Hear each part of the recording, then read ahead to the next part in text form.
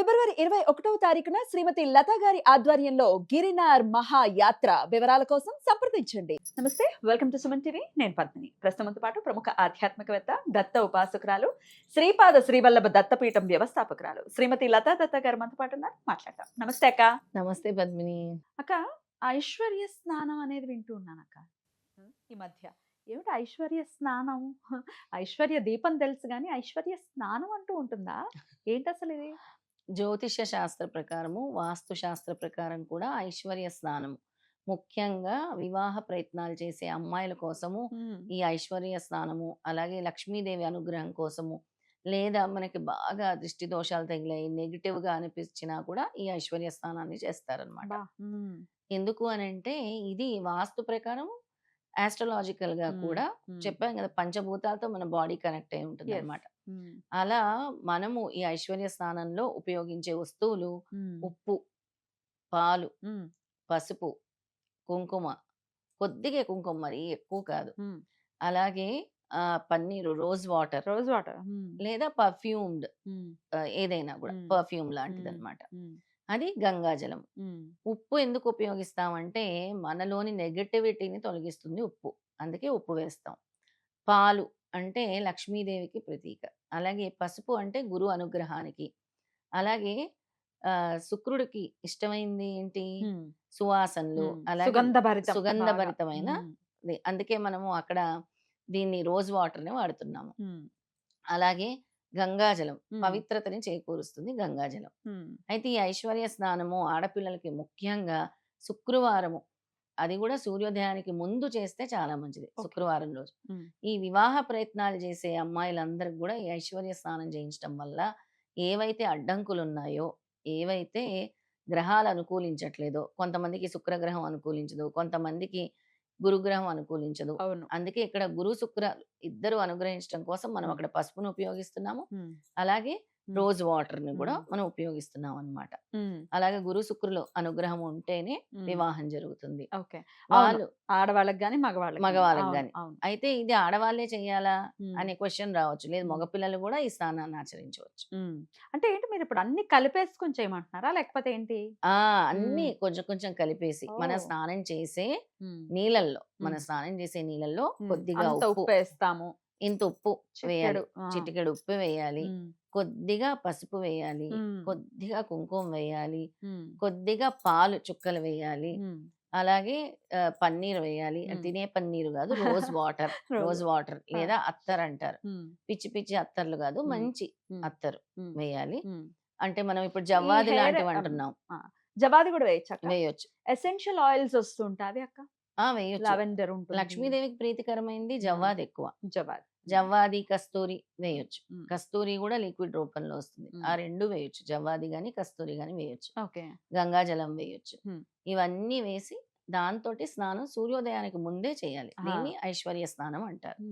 దీంతో పాటు మీ వివాహంలో అడ్డంకులు తొలగాలంటే 7 శనివారాల పాటు 7 శనివారాలు పొంగల్, మిరియాలతో చేసిన పొంగలి, కట్ట పొంగలి చేసి శివాలయానికి గాని అమ్మవారి గుడికి గాని వెళ్ళి నైవేద్యంగా సమర్పించి మీరు కూడా నలుగురికి పంచిపెట్టి తినాలి.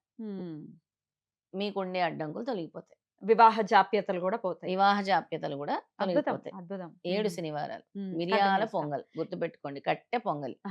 అయితే స్నానం చేసేది ఎన్నాళ్ళు చేయాలి?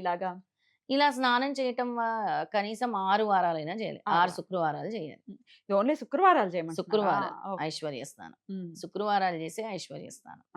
ఆడవాళ్ళు ఒకవేళ చేస్తుంటే పీరియడ్స్ అప్పుడు చేయకూడదు కదా? చేయకూడదు. పీరియడ్స్ అప్పుడు చేయకూడదు ఆడవాళ్ళు అసలు. రైట్. ఇది మనం చేసేది పవిత్రత కోసము, మన ఒంట్లో ఉండే నెగిటివిటీ తొలగించడం కోసము, అలాగే గ్రహ దోషాలు తొలగించడం కోసం చేస్తున్నాం ఈ ఐశ్వర్య స్నానాన్ని. రైట్. ఇవాళ రేపు మనం చూస్తున్నాక స్నానాధికాలు కొంతమంది అయితే వింటూ ఉంటే ఆశ్చర్యం అనిపిస్తుంది. 2 రోజులు కూడా స్నానం చేయరట. అమ్మ బాబోయ్, రియాక్షన్ 2 రోజులు.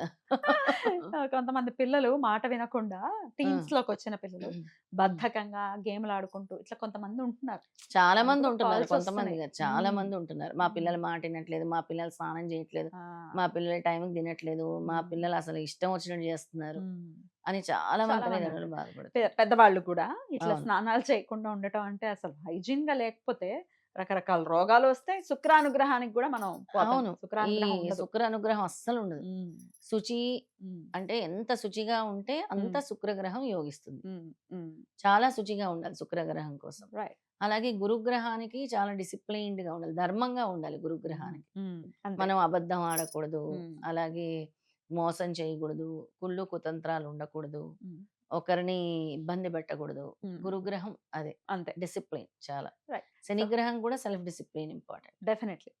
సో, ఈ స్నానాలు చేసే అదే శుక్రవారాలు చేయమంటున్నారు కాబట్టి తలస్నానం చేయమంటారా వీటిలతో? తలకి స్నానం హ్మ్. చేయొచ్చు. హ్మ్. తలకి స్నానం చేయొచ్చు. హ్మ్. తలకి స్నానం చేస్తేనే ఫలితం. పరిపూర్ణత వస్తుంది. హ్మ్. ఫలితం. హ్మ్. ఐశ్వర్య స్నానం అంటున్నాం అందుకే. అద్భుతం. ఖచ్చితంగా మొదలుపెట్టుకొని మధ్యలో గ్యాప్ వచ్చినా పర్వాలేదు గదా! 6 వీక్స్ గ్యాప్ మాత్రం వచ్చినా చేయాలి. పర్వాలేదు. హ్మ్. వివాహాల జాప్యత అనేది చూస్తూనే ఉన్నాం. పెళ్ళిళ్ళు అవ్వట్లేదండి, పెళ్ళిళ్ళు అవ్వట్లేదండి అని కంప్లెయింట్ చేస్తూనే ఉన్నారు. ఎందువలన ఇట్లా ఎక్కువగా లేట్ ఎందుకవుతోంది? పెళ్ళిళ్ళు ఎందుకు అవ్వట్లేదంటే దానికి చాలా రీజన్స్ ఉన్నాయి పద్మిని. ఒకటి సెల్ఫ్ డిసిప్లిన్ లేకపోవటం వల్ల. రెండోది ఏంటి అనంటే అందరూ కూడా డబ్బు వెనక పరిగెత్తడం వల్ల.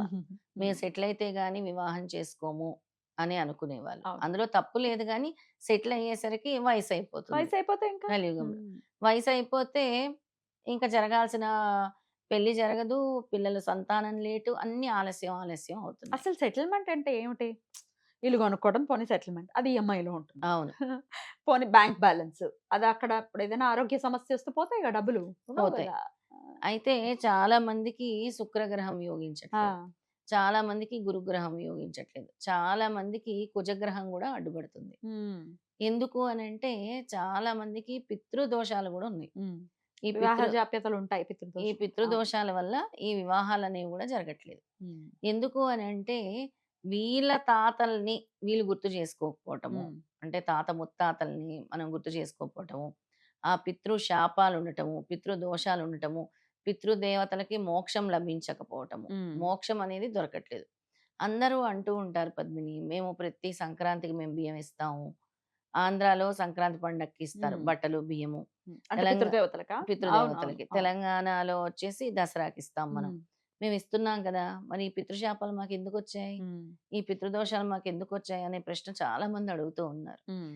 ఈ దత్తాత్రేయుడికి సంబంధించింది గూడా ఈ పితృదోషాలనేది చాలా ప్రధానమైంది. హ్మ్. దత్తాత్రేయ స్వామి గూడా ఏం జెప్తారంటే, నీ పితృదేవతలకి మోక్షం పొందనంత వరకు ఆ మోక్షం ఎలా పొందుతుంది? నువ్వు బట్టలు, బియ్యం ఇస్తే మోక్షం పొందదు గదా! రైట్. పితృదేవత. హ్మ్. ఆ పితృదేవత మోక్షం పొందాలంటే దానికో మార్గం ఉంటుంది. హ్మ్. అది అమావాస్య రోజు చేసిన విధి ఉంటుంది. దాన్ని మనం ఆచరించాలి. పిండ తర్పణాలు వదలాలి. అలాగే శ్రాద్ధ కర్మలు చేయాలి. మోక్షము కలగని పితృదేవతల కోసం. కోసం. అది చేయాల్సుంటుంది. రైట్. దానికి వివిధ పద్ధతులున్నాయి. హ్మ్. దానికి మనం మోక్ష నారాయణ బలి అని అవును. కూడా మనం చేయిస్తూ చేస్తూ ఉంటాం. ఉన్నామనమాట. రైట్. వివాహాలు జరగకపోవడానికి అది కూడా రీజన్. హ్మ్. ఆ పితృదోషాల వల్ల. పితృశాపాల వల్ల కూడా ఈ మోక్ష నారాయణ బలి చేయించుకుంటే వివాహాలు జరుగుతాయి. అద్భుతం అక్క. అది. అయితే ఈ ఐశ్వర్య స్నానాన్ని మాత్రం చాలా సింపుల్‌గా చేసేసుకోవచ్చు. చాలా మన సింపుల్‌గా ఇంట్లో ఉండేవే గదా! చక్కగా అవునవును. ఒక 6 వారాలు ట్రై జేసి ఈ వివాహ జాప్యతల నుంచి బయటపడాలి మన వాళ్ళని మనస్ఫూర్తిగా కోరుకుంటూ చాలా చక్కగా తెలియజేశారక్క. కృతజ్ఞతలు. నమస్తే అక్క. నమస్తే.